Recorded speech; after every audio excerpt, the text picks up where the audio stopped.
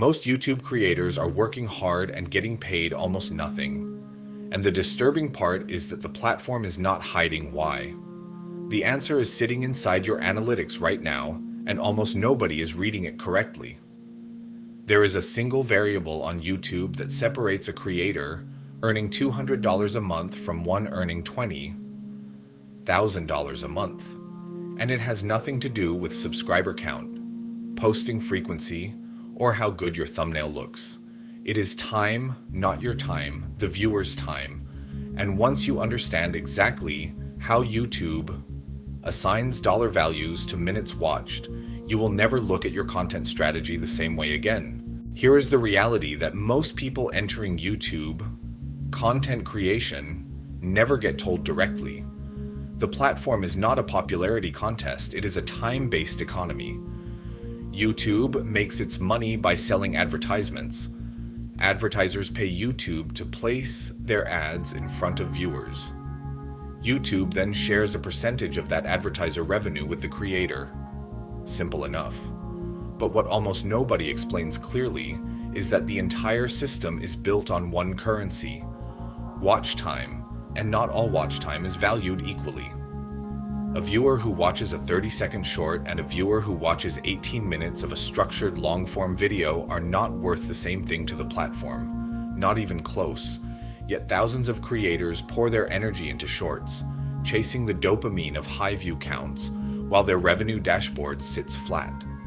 They are busy, they are consistent, and they are, financially speaking, running on a treadmill.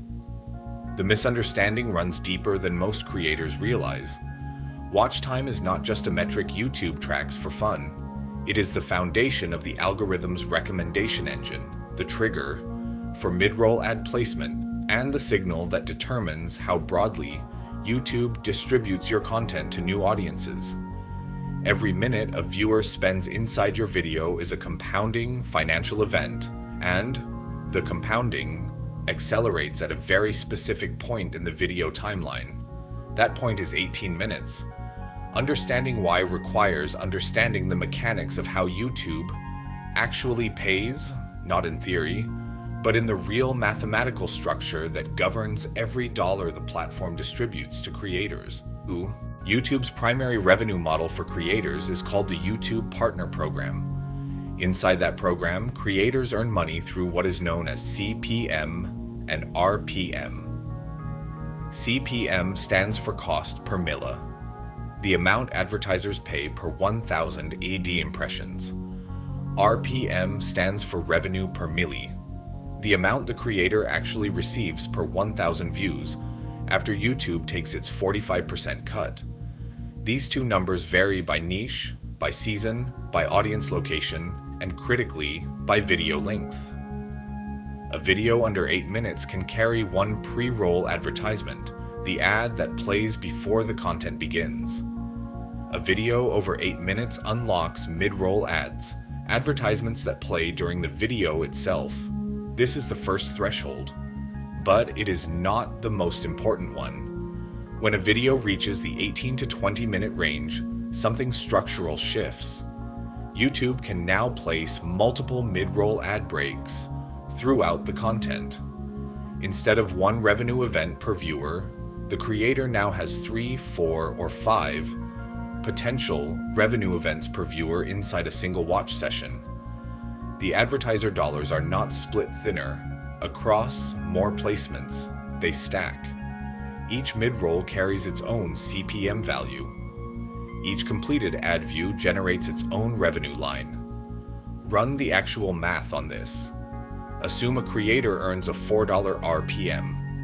A 10-minute video with one mid-roll and one pre-roll might realistically generate $5 to $6 per 1,000 views.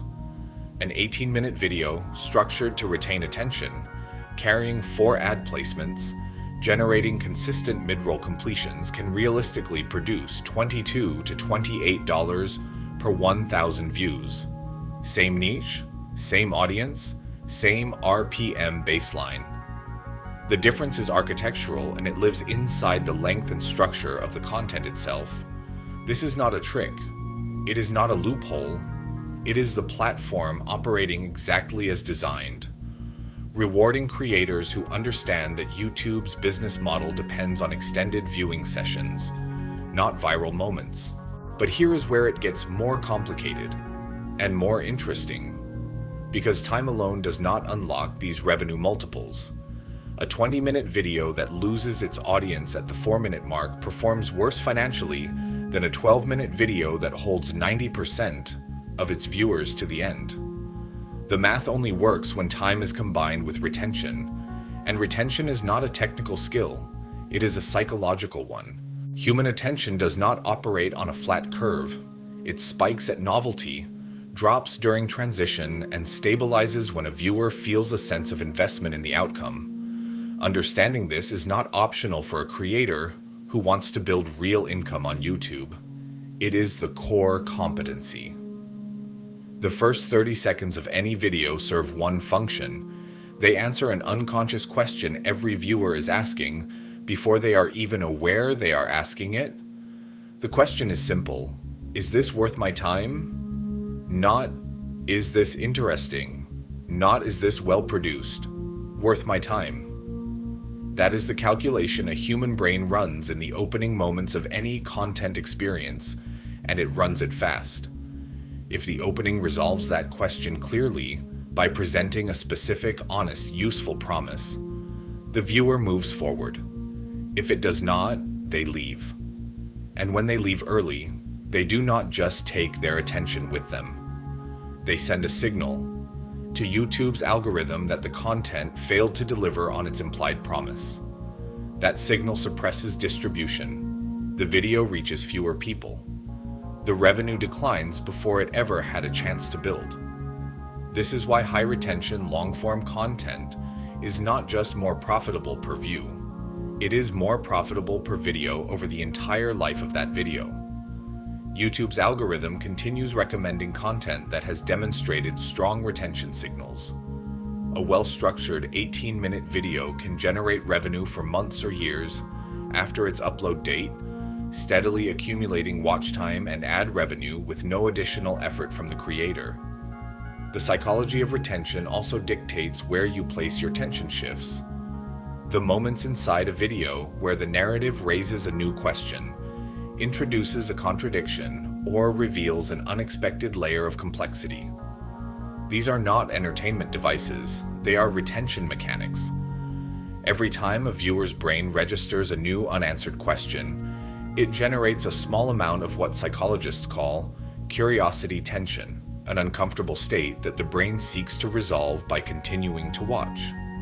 Structured correctly, these moments function as invisible anchors, holding the viewer inside the content, long past the point where passive interest would have faded. Consider two creators operating in the personal finance space.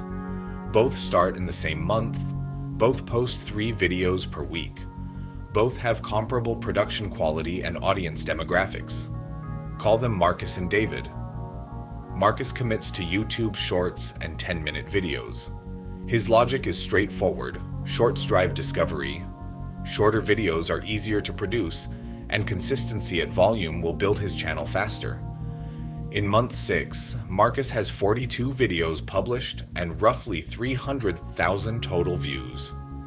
His monthly revenue sits at approximately $340. David takes a different approach. He posts 2 videos per week, both structured at 18 to 22 minutes, built around specific financial mechanics with deliberate retention architecture in each script. His topics are not broader, they are deeper. He covers the same subjects Marcus covers, but he takes the viewer further inside each one. In month 6, David has 48 videos published and roughly 90,000 total views. His monthly revenue is approximately $4,200. Marcus has more than 3 times the views. David earns more than 12 times the revenue. The difference is not audience size, it is not luck. It is the financial value of the time each creator is generating per viewer. Marcus is producing what the industry calls low-value watch time. Short, high-volume sessions that yield minimal ad placement opportunity. David is producing high-value watch time, extended, retained sessions that trigger multiple revenue events per viewer and send powerful distribution signals to the algorithm. Over 12 months, assuming steady growth at similar rates, David's channel reaches a trajectory toward $40,000 to $60,000 per year in ad revenue alone, before sponsorships, digital products, or any supplementary income stream. Marcus, without restructuring his content strategy, is on a path toward $4,000 to $6,000 annually. Same effort, radically different financial outcome. The case for long form is not simply about ad revenue. There is a second financial layer sitting underneath the algorithm, one that most creators do not discover until they have already built their audience. And when they find it, it reframes everything they thought they understood about what their content is actually worth. If you are building a YouTube channel right now, or thinking about starting one, the framework you need is not a posting schedule or a thumbnail formula, it is a time architecture. Every video you create needs to be designed around a simple question. How do I justify 18 minutes of this viewer's life? And how do I deliver enough value inside those 18 minutes that YouTube's algorithm has no choice but to recommend it further? This starts at the scripting stage. A strong long-form video is not a short video with extra talking. It is a structured argument, a sequence of ideas that builds on itself, raises questions, resolves them partially, raises deeper questions, and delivers a conclusion that leaves the viewer feeling more informed than when they arrived. That experience takes time to create. It also takes time to consume. And that alignment between the time you invest in creating and the time the viewer invests in watching is where the revenue lives. The practical application is this. Audit your current content strategy against three numbers: your average view duration, your mid-roll ad eligibility rate, and your RPM relative to your niche benchmark. If your average view duration is under 5 minutes, your mid-roll revenue is effectively zero, regardless of how many views you accumulate. If fewer than 60% of your videos are over 8 minutes, you are leaving the majority of your potential revenue uncollected. And if your RPM is significantly below your niche average, the most likely cause is not your content quality. It is the length and structure of what you are publishing. Fixing these numbers does not require a larger audience. It requires a different architecture applied to the audience you already have. Here is the layer that most YouTube strategy content never reaches. Watch time does not just generate direct advertising revenue. It builds what can accurately be described as algorithmic equity, a compounding asset that increases the distribution value of every video you publish going forward. When YouTube's algorithm evaluates whether to recommend your next video, it does not look only at that video's performance in isolation. It looks at the behavioral history of your channel. Channels that have consistently demonstrated strong retention signals, high average view duration, high percentage of viewers watching past the halfway point, strong end screen click-through rates, receive preferential early distribution on new uploads.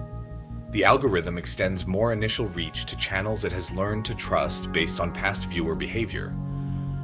This means that every high-retention, long-form video you publish today is not just generating revenue today, it is purchasing future distribution capacity. It is building a track record that the algorithm uses to decide how broadly to test your next video when it goes live. A channel with 12 months of strong retention data gets its new videos seen by significantly more people in the first 48 hours than a comparable channel with weak retention history, even if both channels have the same subscriber count. The financial implication of this compounds rapidly. Better early distribution means faster view accumulation. Faster view accumulation means more ad revenue per video in its first critical week. More early revenue means higher average RPM signals, which can attract higher tier advertisers over time. The entire system rewards the creator who understood from the beginning that time is not a content length decision. It is a long-term financial infrastructure decision. There is also a sponsorship dimension to this that changes the revenue calculation entirely. Brands that pay for YouTube sponsorship integrations do not pay per view. They pay for engaged audience time. A creator with 100,000 subscribers and strong 18-minute average view duration can command a sponsorship rate that a creator with 500,000 subscribers and weak retention simply cannot match. Advertisers buying direct sponsorships are purchasing guaranteed eyeball minutes, and they know the difference between a passive scroll and an engaged watch session. The creator who builds a channel around time architecture is not just building ad revenue. They are building a sponsorship asset, a trust relationship with a retained audience, and a recommendation engine that works in their favor around the clock without additional input. Everything covered in this video is the foundation: the time formula, the retention mechanics, the ad placement math, the algorithmic equity model. These are the mechanics that explain why some creators build real income on YouTube, while the majority remain stuck despite genuine effort and consistent output. But there is a question this video has not answered yet, and it is the question that determines whether any of this math actually works in practice for a real channel in a specific niche.